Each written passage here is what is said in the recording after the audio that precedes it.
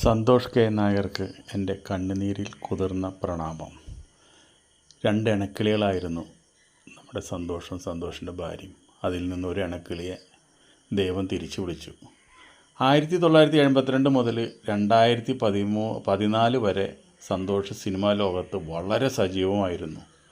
9 വർഷമാണ് സിനിമ ഇല്ലാതായി ഇരുന്നത്.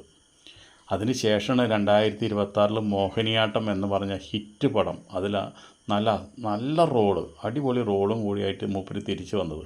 നല്ല ക്യാരക്ടർ റോള് അടിപൊളിയായിട്ട് ചെയ്യാം എന്ന് തെളിയിച്ചൊരു വ്യക്തി കൂടിയാണ്. കൂടുതൽ സിനിമകളിലേക്ക് വരാൻ പോകുമ്പോഴേക്കും അതിനുള്ള യോഗം ഉണ്ടായില്ല. അതിനു മുമ്പ് തന്നെ ദൈവം അദ്ദേഹത്തിനെ തിരിച്ചു വിളിച്ചു. സന്തോഷ് തിരുവനന്തപുരം സ്വദേശിയാണ്. അതുപോലെ തന്നെ മോഹൻലാലിൻ്റെയൊക്കെ ഒരു ജൂനിയറായിട്ട് അവിടെ ഒരുമിച്ച് അവരൊക്കെ പഠിച്ചതാണ്.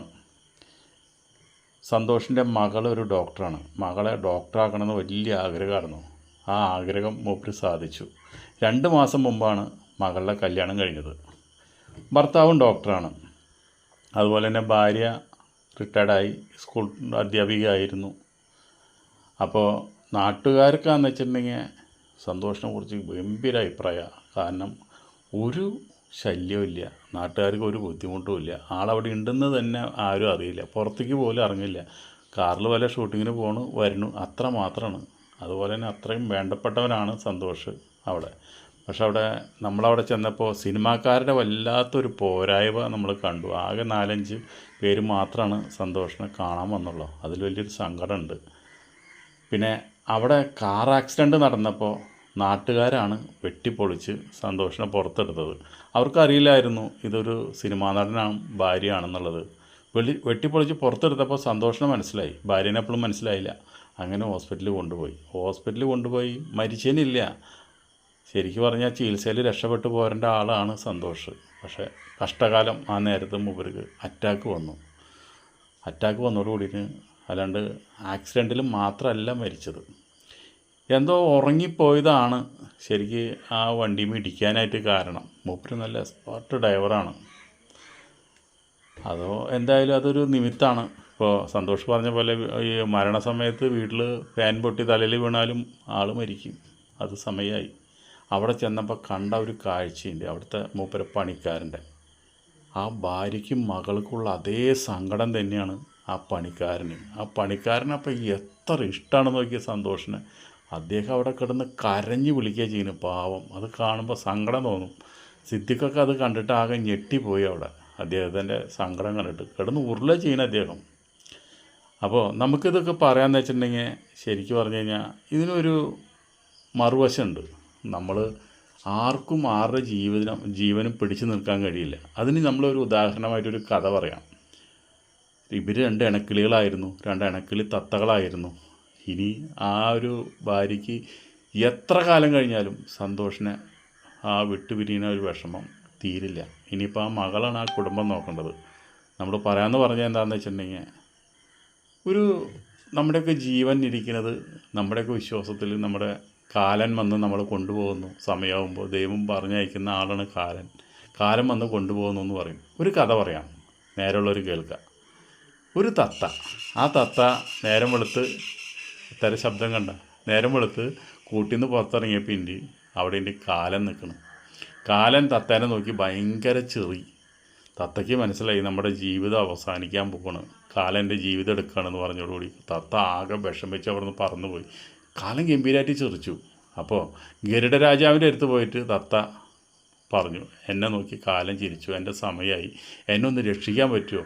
ഗരുഡഭഗവാൻ പറഞ്ഞു, ഞാൻ രക്ഷിക്കാം എന്ന് പറഞ്ഞ് 7 കടൽ അക്കരെയുള്ള ഒരു വലിയൊരു ഗുഹയിൽ ഈ തത്തേനെ കൊണ്ടാക്കി. എന്നിട്ട് പറഞ്ഞു, നീ ഇവിടെ സുരക്ഷിതമായിട്ട് ജീവിച്ചോ, കാലൻ ഇങ്ങോട്ട് വരാൻ പറ്റില്ല, കാലൻ നിന്നോട് നോക്കി ചിരിച്ചത് എന്താണെന്നുള്ളത് ഞാൻ പോയി അന്വേഷിക്കുക, അത് തന്നെ അറിയിക്കാമെന്ന് പറഞ്ഞിട്ട് കാലൻ വന്നിട്ട് കാലൻ്റെ അടുത്ത് വന്ന് നമ്മുടെ ഗരുഡഭഗവാൻ ചോദിച്ചു, എന്തിനാണ് ആ പാവം തത്തേരെ മുഖത്ത് നോക്കി ചിരിച്ചത്? പറഞ്ഞു, ചിരിച്ചത് ഒന്നുമല്ല, ആ തത്തേരെ ആയുസ് എടുത്തു.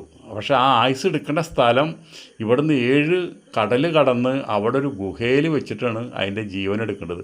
അതെങ്ങനെ സംഭവിക്കും എന്ന് ആലോചിച്ചാണ് ഞാൻ ചിരിച്ചതെന്ന്. അപ്പോൾ പറഞ്ഞു, ഗരുഡഭഗവാൻ പറഞ്ഞു, ഞാൻ ആ 7 കടലും കടന്ന് ആ ഗുഹയിൽ ആ തത്തേനെ കൊണ്ടാക്കി. ആക്കിയല്ലോ, അപ്പോൾ ഇനി കാര്യങ്ങൾ എളുപ്പമാണ്.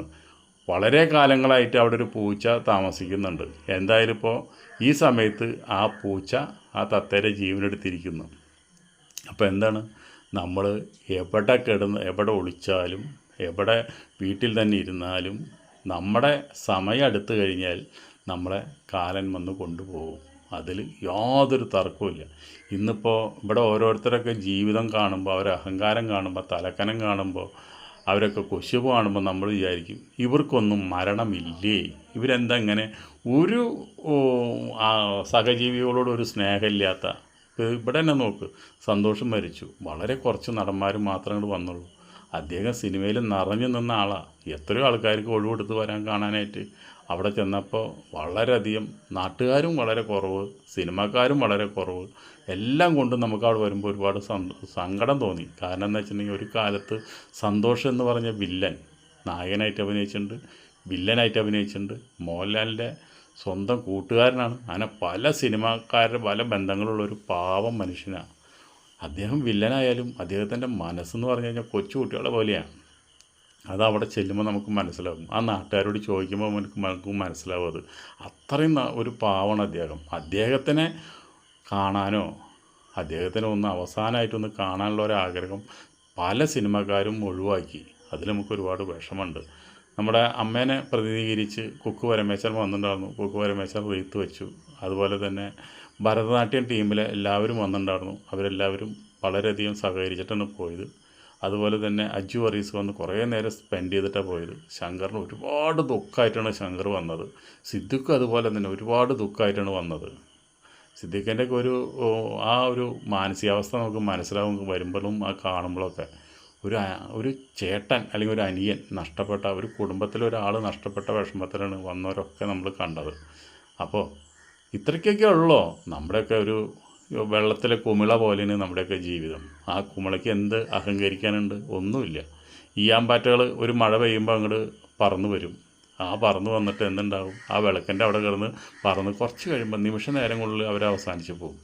അപ്പോൾ നമ്മൾ ഈ ഭൂമിയിൽ വെട്ടിപ്പിടിച്ചതും കുശുമ്പെടുത്ത് ഉണ്ടാക്കിയതും നമ്മൾ ആൾക്കാരെ കബളിപ്പിച്ചുണ്ടാക്കിയതും ഇനിയിപ്പോൾ നേരെ ചൊവ്വ ഉണ്ടാക്കിയാലും ഈ രാജ്യം മുഴുവൻ നമുക്ക് സ്വന്തമാക്കിയാലും ജീവൻ നമുക്ക് ഒന്നല്ലേ ഉള്ളൂ. ആ ജീവൻ എന്തായാലും ഇന്നല്ലെങ്കിൽ നാളെ അത് ദൈവമാണ് നമുക്ക് ജീവൻ തരണത്. ആ ദൈവം തന്നെ നമ്മുടെ ജീവൻ തിരിച്ചെടുക്കാനായിട്ട് ഈ ഒരു കാലൻ്റെ രൂപത്തിൽ ഒരാളെ പറഞ്ഞയക്കും. അപ്പം നമ്മളങ്ങോട്ട് പോകണം. അങ്ങനെ ഈ കോടാനുകോടി സമ്പാദിക്കുന്ന ആൾക്കാരൊക്കെ ചിന്തിക്കേണ്ട ഒറ്റ കാര്യമാണ്, പാവങ്ങളെ സഹായിക്കുക. പാവങ്ങളാണ് നമ്മൾ ഇന്നല്ലെങ്കിൽ നാളെ ഈ അകത്തേക്ക് വലിച്ച വായു പുറത്തേക്ക് വിടാൻ പറ്റിയില്ലെങ്കിൽ നമ്മുടെ കഥ കഴിഞ്ഞു, നമ്മുടെ ജീവൻ പോയി.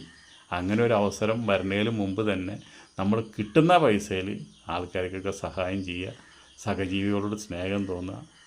അതുപോലെ തന്നെ ഭക്ഷണം കഴിക്കാത്തവർക്ക് ഭക്ഷണം മേടിച്ചു കൊടുക്കുക, വീടില്ലാത്തവർക്ക് വീട് വെച്ച് കൊടുക്കുക. അങ്ങനെയുള്ള അവരെ നല്ല കാര്യങ്ങൾ ചെയ്താൽ അതൊക്കെ എന്നും നിങ്ങൾക്ക് ഈ ഭൂമിയിൽ ചെയ്യുന്നതിൽ ഏറ്റവും വലിയ പുണ്യകാര്യങ്ങളാണ്. ഇപ്പോൾ ഈ സിനിമാടന്മാരൊക്കെ കോടികൾ സമ്പാദിച്ച് ഇവരെ 10 തലമുറയ്ക്കുള്ള കാശ് ഇവർ സമ്പാദിച്ച് വയ്ക്കുന്നുണ്ട്. എന്നിട്ട് പോലും ഇവർ കൈയഴിച്ച് സഹായിക്കുകയോ അവരെ കൂടെ അഭിനയിച്ച ആൾക്കാർ എന്തെങ്കിലും അപകടം പറ്റി, എത്രയോ ആൾക്കാർ അപകടം പറ്റി, വിഷമം പറ്റി, അതുപോലെ ചികിത്സ ചെയ്യാൻ കാശില്ലാണ്ട് ഓരോ സ്ഥലങ്ങളിലൊക്കെ കഴിയുന്നു. അവരൊക്കെ ഒന്ന് പോയി കാണാനും അവർക്ക് എന്തെങ്കിലുമൊക്കെ സഹായം ചെയ്യാനും ഒക്കെ ഈ ഇപ്പോൾ വലിയ വലിയ നടന്മാരും വലിയ കോടികൾ സമ്പാദിച്ച നടന്മാർക്കും കഴിയും. പക്ഷെ അവരാരും ചെയ്യില്ല. പക്ഷേ എന്നും ഒരു കാര്യം ആലോചിക്കുക, നമ്മൾക്ക് നന്മ ചെയ്താൽ, നമ്മൾ കർമ്മം ചെയ്യുക, നമുക്ക് ബലം പിന്നാലെ കിട്ടും. അതിപ്പോൾ ചെറിയ ആൾക്കാരായാലും വലിയ ആൾക്കാരായാലും. എന്തായാലും സന്തോഷിൻ്റെ ആത്മാവിന് നിത്യശാന്തി നേർന്നുകൊണ്ട് സന്തോഷിൻ്റെ ആ ഭാര്യയ്ക്ക് ഇത് സഹിക്കാനുള്ള ഒരു ശക്തി, ഇത് മറക്കാനുള്ള ഒരു ശക്തി ദൈവം കൊടുക്കട്ടെ ആ അമ്മയ്ക്കും മകൾക്കും ആ ജോലിക്കാരനും എന്ന് ദൈവത്തിനോട് പ്രാർത്ഥിച്ചുകൊണ്ട് നിർത്തുന്നു.